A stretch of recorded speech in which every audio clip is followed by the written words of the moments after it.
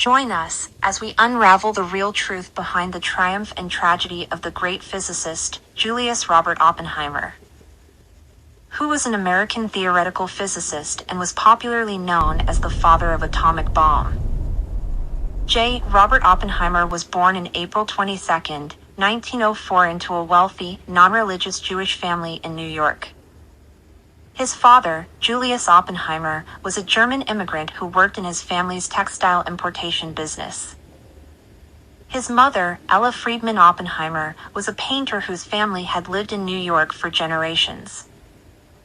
As an American theoretical physicist, he made remarkable contributions to theoretical physics, which included attaining positive results in quantum mechanics, which basically means the study of how atomic particles exist and interact with each other.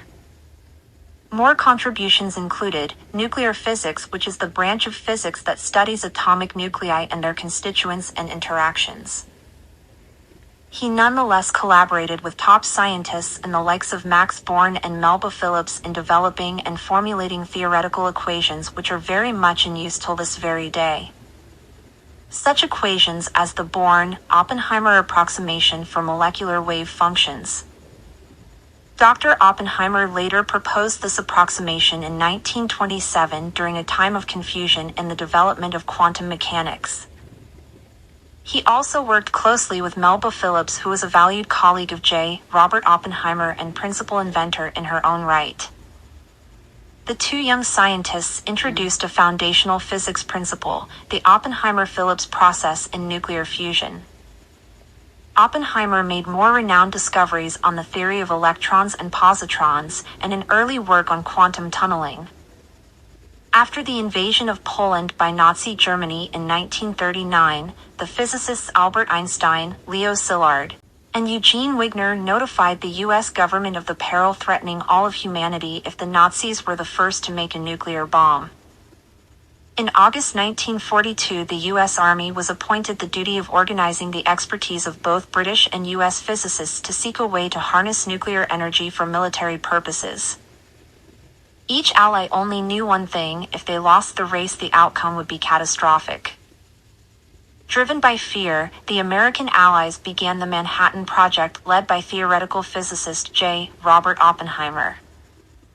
Oppenheimer was enlisted to work on the Manhattan Project and then began to seek a process for the detachment of uranium-235 from natural uranium and to ascertain the critical mass of uranium needed to make such a bomb.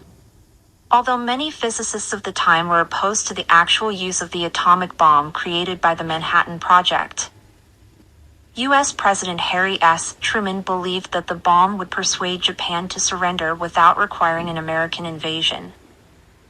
In 1943, he was appointed director of the project's Los Alamos laboratory near Santa Fe in New Mexico, and was tasked with inventing the first nuclear weapons when all major political powers had set out to make new discoveries in the field of nuclear technologies during the World War II.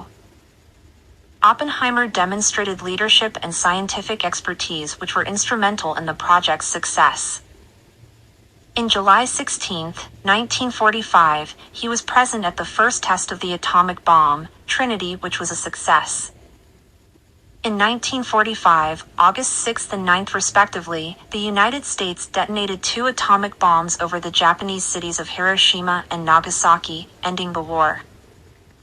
The bombings altogether killed between an estimated 110,000 to 210,000 people, most of whom were civilians, and caused decades of devastating harm to indigenous people living in the surrounding area.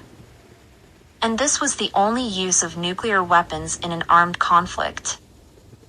Prior to his role in the building of the atomic bomb, the U.S. government was clearly aware and skeptical of Oppenheimer's communist affiliations early on before his recruitment, but chose to overlook them before the commencement of the Manhattan Project when it became clear that he was the appropriate man for the job. However, these associations would in the long run come back to ruin him and lead to the wrecking of his career at the height of American anti-communist hysteria in the 1950s. On December 21, 1953, he was notified of a military security report against him. The charges against Oppenheimer were sectioned into 2 categories. One was that he had associated with communists during the early days of World War II, and two, that he had given conflicting testimony to the Federal Bureau of Investigation, delaying the naming of Soviet agents and opposing the invention of the hydrogen bomb. A security hearing was later declared and found him not guilty of treason. The majority opinion of the board, however, stated that Oppenheimer was entitled to his opinion with respect to the hydrogen bomb, but also ruled that he be denied access to confidential military files. With this ruling, his contract as advisor to the U.S. Atomic Energy Commission was revoked.